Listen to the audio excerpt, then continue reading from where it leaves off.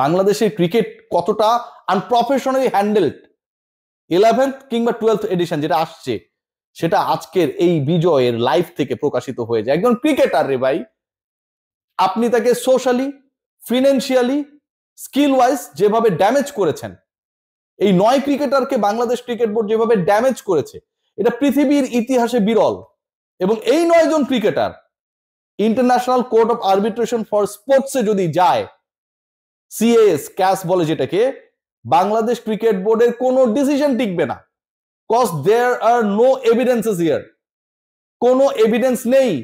Cricket বোর্ডের কাছে যদি কোনো ফুল প্রুফ এভিডেন্স থাকতো, এত সমালোচিত হবার পর বাংলাদেশ ক্রিকেট বোর্ড বসে থাকবে?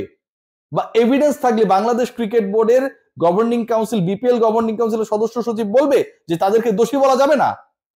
যদি তারা দোষী না হয়, তাহলে কোন দোষে তাদেরকে বিপিএল খেলতে দেবেন না ভাই? যদি তারা দোষী না হয়, কোন দোষে বিপিএল খেলতে দেবেন না? সন্দেহের উপর ভিত্তি করে তো অনেক কিছুই হতে পারে।